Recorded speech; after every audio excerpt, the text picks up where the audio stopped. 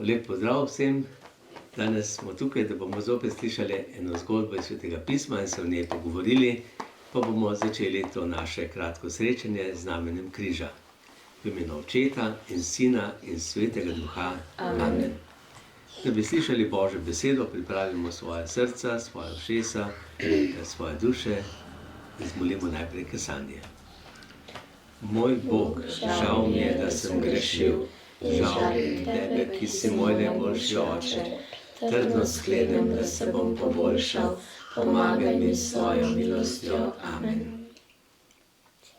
Tako da bi se ta Božja beseda v naših srcih naselila, da bi jo lahko še premišljevali in po njej živeli, pa zmolimo še Oče naš in Zdravo Marijo.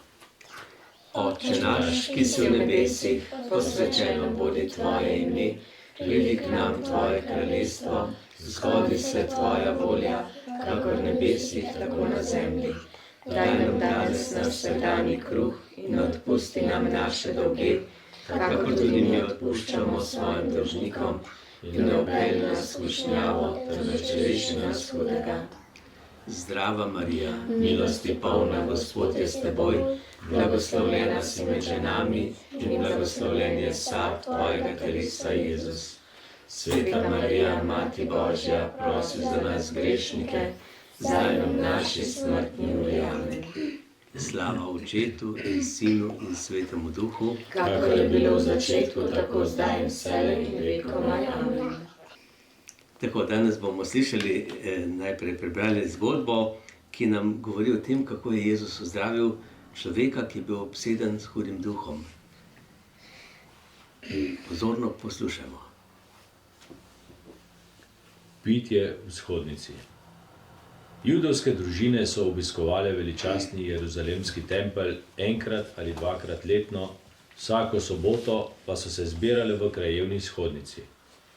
Shodnica je bila preprosta stavba, ki so jo med tednom uporabljali za šolo in sodno dvorano. V vsaki shodnici je stala skrinja, v kateri so hranili zvitke Svetega pisma. Ko so brali Sveto pismo in molili, so možje sedeli na eni strani, žene pa na nasprotni. Neko soboto je Jezus s svojimi učenci šel v shodnico v ribiškem mestu Kafarnaumu, na obali Galilejskega jezera, nedaleč od kraja, kjer sta živela Peter in Andrej. Jezusa so povabili, da jim spregovori. Ljudje so ga pozorno poslušali. Običajno je pridigar pojasnjeval prebrani odlomek tako, da je navajal, kaj so o njem že povedali drugi, Jezus pa jim je sam razlagal pomen Božje besede. Nenadoma je nastalo veliko prerivanje in kričanje. Vsi prisotni so se obrnili. Zgroženi so opazili, da se Jezusu približuje neki moški, divjega videza in vpije proti njemu. Kaj delaš tukaj? Ali nas hočeš vse pokončati? Vem, kdo si. Svetnik Božji. Jezus je vedel, da ta moški ni le razburjen ali histeričen. Njegovo telo in duha je obvladoval Satanov zli duh. Satan se trdno odločil, da se bo na vse načine bojeval z Božjim izvoljencem. Zli duh, utihni, je ukazal Jezus. Pojdi iz človeka in ga pusti na miru. Jezus je bil močnejši od najmočnejšega zla in hudi duh ga je moral ubogati. Mož se je močno stresel, presunljivo zakričal, nato pa nemočno obležal. Silno razburjenje med množico je prekinilo tišino. Le kdo je ta novi učitelj, so se spraševali ljudje. Čudovito razlaga Božjo besedo, so govorili nekateri, povsem drugače kot drugi rabini. Da, in celo tako je mogočen, da so mu pokorni hudi duhovi, so pritegnili ostali. Božja beseda. Bogu hvala. Tako, smo slišali tole zgodbo, si je kdo kaj zapomnil, kdo kaj o tem razmišljal, kaj se je zgodilo, kje se je to zgodilo, kaj je Jezus naredil. Ja? Jezus je, Lepo na glas povej. Jezus je iz človeka obsedenega s hudim duhom izgnal hudega duha. Človek je bil obseden s hudim duhom. Kje pa se je to zgodilo? Vzhodnico. V shodnici. Ja? Shodnica je bila ena stavba in prostor, kjer so se zbirali ljudje. Kaj so imeli v shodnicah?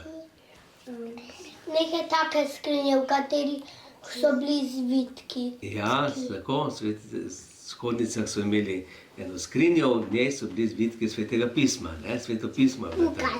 In tam so brali, ob sobotah so brali vedno Sveto pismo in so molili in se pogovarjali. In rabini, farizeji so o tem razlagali. Jezus je razlagal drugače kot pa farizeji. Kako so farizeji razlagali? Tako da so navajali druge preroke iz Stare zaveze, kaj so o tisti stvari rekli drugi preroki. Kaj pa Jezus? A je tudi navajal kakšne preroke? Ne, ponavadi je Jezus kar sam razlagal. In to čist drugače še, kot so razlagali prej preroki. Jezus je povedal še bolj praktično, bolj življenjsko, bolj ljudem blizu. No in zato so se ljudje čudili in ga poslušali z odprtimi ušesi in usti. Ja? No in v teh shodnicah, ob sobotah so imeli to molitev in branje Božje besede, kaj so imeli pa drugače? Šolo. So imeli tudi šolo, se pravi, so imeli pouk, so se učili brati, pisati in tako. Pa še sodišče je bilo v teh sobah in prostorih. Ne? Se pravi, so uporabljali za več stvari. No, tako mi imamo danes sodišče eno, šola drugo, cerkev tretja stvar. Lahko tudi v šoli lahko molimo? Ja, lahko. Moli lahko vsak zase. Ne? Zdaj tukaj ne molimo skupaj, oziroma se ne molijo v Sloveniji v šolah, razen v katoliških šolah pa tudi molijo. Ne? Tudi in poslušajo Božjo besedo in tako naprej. Ne? Ampak dobro, tukaj so, v tej shodnici so ljudje prišli v soboto in so poslušali, ko je Jezus razlagal Sveto pismo in kaj se je zgodilo naenkrat? Je nastalo nekaj nemir. Kaj se, kdo je? Prišel je en človek, ki ga je napolnil Satan. Ja, je bil obseden s hudobnim duhom. Se pravi, hudobni duh je prebival v tem človeku. Kje hudobni duh biva? V peklu. Peklu? Ampak lahko pride tudi v naš srček. Ja, lahko je pa tudi v nas. In največkrat dela v nas. Hudobni duh mu je dolg čas tam nekje v peklu ali pa ne. In hoče biti tukaj zato, da bi uničil to, kar je Božjega. V nas in preko nas še v drugih. Ne? In kaj je delal ta hudobni duh v tem človeku? Hotel je s tem, on je hotel premagati Jezusa. Ja, je hotel, ali pa vse motiti, da Jezus ne bi tega povedal, da ljudje ne bi slišali tega, kar je Jezus govoril. On je hotel zmotiti. Ampak hudobni duh se boji Jezusa? Ja. Ve, da je Jezus je močnejši. Zato je hudobnega duha je Jezus že takoj v začetku premagal, ko je bil v puščavi, ko se je pustil in ga je hudobni duh trikrat napadel in trikrat ga je Jezus nagnal. In potem je šel Satan in potem ga je pa večkrat prišel motiti. Ne? Ampak tukaj Jezus je takoj videl, kaj hoče hudobni duh. In kaj se je zgodilo? Najprej je hudobni duh Jezusu rekel. Kaj mu je rekel? Kaj delaš tukaj? A si prišel, da nas pogubiš? Torej, hudobni duh je začutil, da Jezus prihaja, da bo hudobnega duha pogubil, da bo hudobnega duha izgnal. In Jezus je, ta hudobni duh je celo povedal, vem, kdo si, svetnik Božji. Ni rekel Božji sin, ampak svetnik Božji. Je vedel, da je od Boga. No in Jezus je pa tudi vedel, kdo je ta človek. Vedel, da ta človek ni samo bolan. A so kakšni ljudje, ko so bolani, rečemo, so histerični, so živčni in se grdo obnašajo in se derejo in zmerjajo, preklinjajo in tako naprej, ampak to še ni rečeno, da je človek obseden s hudim duhom. Hudobni duh je pa tak, da hoče vse uničiti. Ne? In Jezus je rekel, kaj je rekel? Hudobnemu duhu utihni. Torej, mu kaže, pojdi iz njega.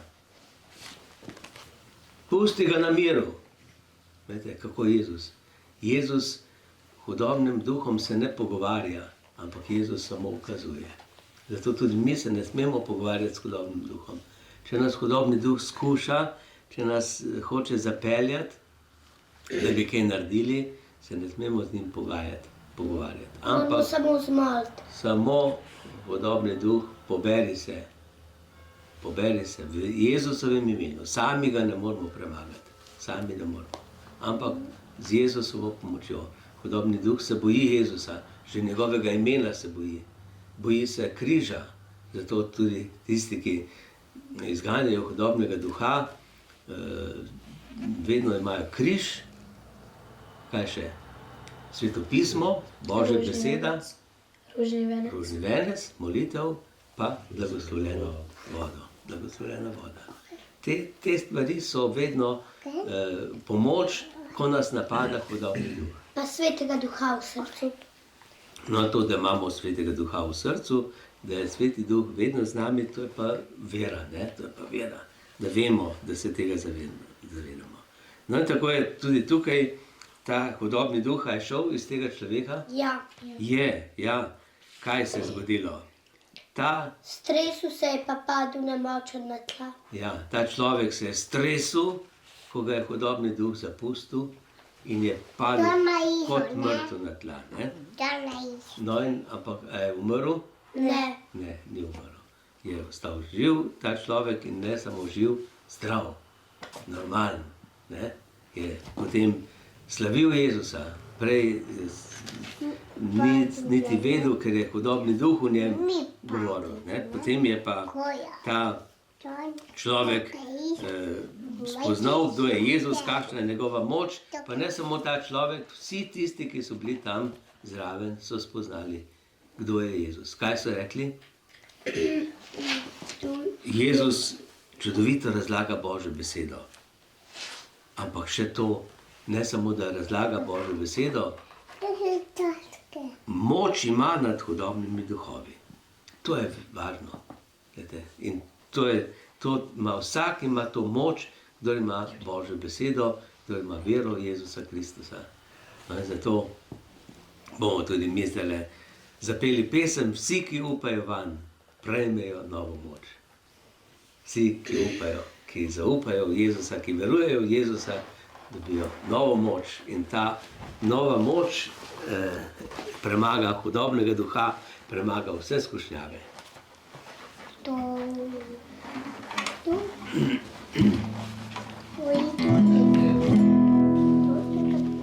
Vsi, ki upajo vanj, prejmejo novo moč. Vsi, ki upajo vanj, prejmejo novo moč.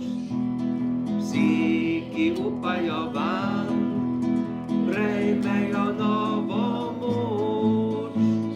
Amen, aleluja. Amen, aleluja. Amen, aleluja. Amen, aleluja. Upaj van, dragi brat, on ti daje moč, peruti orlove.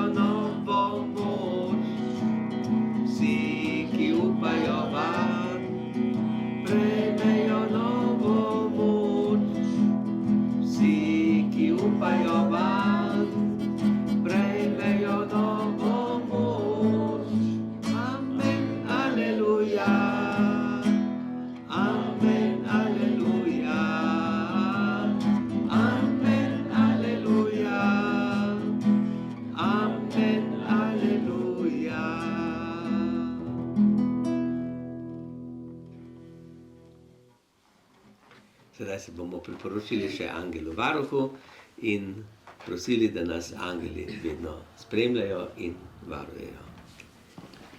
Sveti angel, varuh moj, bodi vedno ti z menoj, stoj mi noč in dan na strani, vsega hudega me brani. Prav prisrčno prosim te, varuj me in vodi me. Amen.